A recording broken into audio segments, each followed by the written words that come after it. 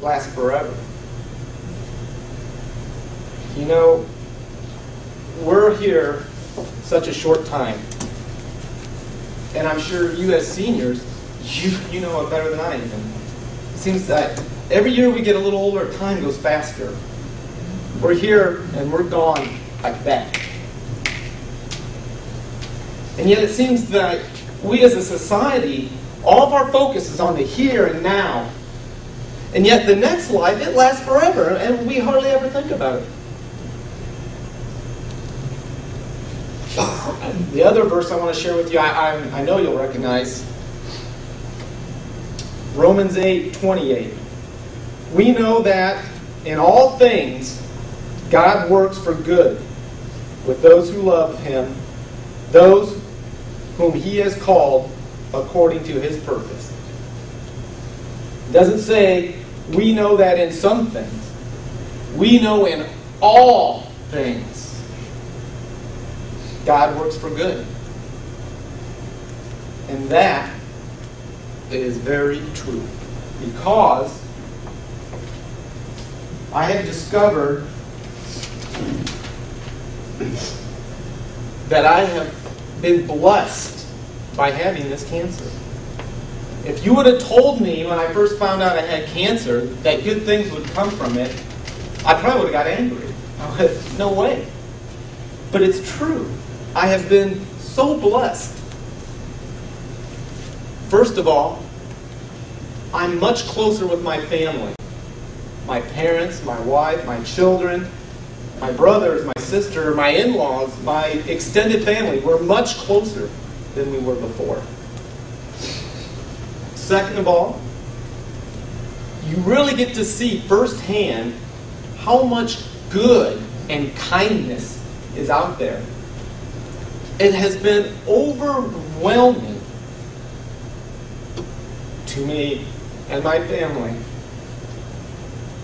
The amount of love that has been poured out upon us. The cards, so many cards. The hospital visits, the meals people brought over. The gift cards. To this day, every time around the holidays, and we have no idea who it is. Someone sends us anonymously a card with like a large amount of gift cards in it. And the prayers, like I said, from all over the country. And most recently, as most of you probably know, Stephanie Paradine and Angie Owen running a marathon for not only our family, but 4 other families here in the church. But you really see how much good there is in the world, especially here at this church. The other thing is perspective. When you think you're going to die, it gives you a whole new perspective on things. And I'll tell you what, it's a great perspective. You know, and it's sad, I hate to confess this, but every time I start doing better, and I think, you know what, I might just beat this cancer, I start to lose that a little bit. And I don't want to lose it. Perspective. For example, the reason I told you about my father dying when he was only 19, that's perspective. How can I feel sorry for myself? How can I feel that it's unfair that I might only live to be 40-some years old when my dad only got to live 19 years? 19 years. On the way over here, I stopped by a little boy's house. His parents said I could share this with you. He's a little boy, it's in the 3rd grade, right here in our school. And he's going into surgery in about 2 hours. And they think he's got cancer. An 8-year-old little boy, right here in our school. Perspective. Last summer, we had to renew our license plates. And like an idiot, I didn't mail the money in, so I had to go to the license bureau. Have any of you been to the license bureau? I thought I'd go early. I went to the New Haven branch out here, and I got there 15 minutes early thinking, that'll do it. I waited outside for an hour before I even got inside. And I waited another hour and 20 minutes. 2 hours and 20 minutes. And I'm telling you, the people there, you talk about anger. If the governor would have shown up right then and there, they would have strung him up. I've never, just tremendous anger, cursing, swearing, just, and it didn't even faze me. I thought, it's a sunny day out, the birds are chirping, and we're standing in this line because we have cars. What about all the people out there who don't even own a car, who wished they would consider themselves lucky to be in that line? Perspective.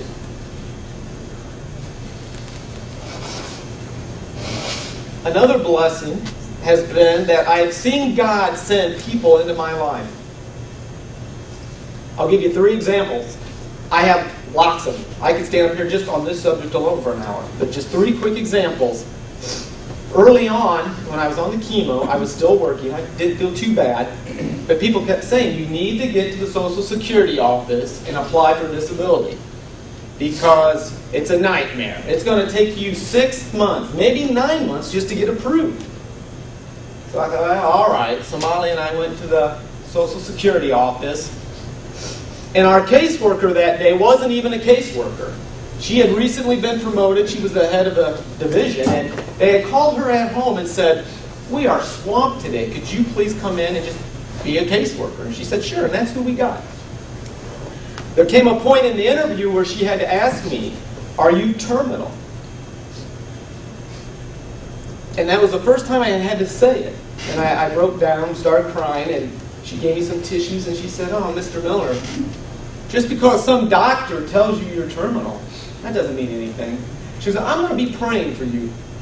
I'm going to be praying for you every day, and my church is going to be praying for you every day. And I left there feeling pretty good, and not 2 months, but 2 weeks later, we were approved for disability.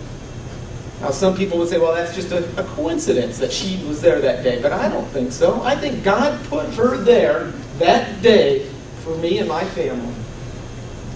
Another example, my son was going to a Cub Scouts camp for the week out at the Allen County Fairgrounds. And I dropped him off every morning, and then I'd pick him up in the afternoon. Well, the last day, they have an awards ceremony there on Friday. So I got there early, and it was in June, and the sun was out, but it was very windy, and it was really cool for a June day. And they had all these chairs set up under this pavilion, and I walked in, and I was really cold, because that's another thing, the chemo would make me really cold. And I looked around, and the only 2 chairs I can see sitting out in the sun are these like 2 park benches. One's full, the other one, there's a lady sitting there. And I walked over and I said, ma'am, would you mind if I shared this bench with you? She said, no, sit down. She goes, I hate your hat, but I love your shirt. I had a Jeff Gordon hat on. She hated Jeff Gordon. I had an IU sweatshirt on, though, and she loved Bobby Knight. And so we started making small talk, talking about the IU basketball team, this and that. And the next thing I know, she's telling me what church she goes to. I'm telling her what church I go to. And after a while, I'm telling her how important my church is to me because I have a colon cancer. And I'm telling her a little bit about my cancer. And I noticed she starts getting very emotional. She started tearing up. And she said, I recently lost my husband to colon cancer. And then she went on to tell me, not all the bad things about it, she went on to tell me all the blessings that she had received, and he, from the cancer. And the next thing I know, we're not even paying attention to the award ceremony. The next thing I know, we're holding hands and we're praying.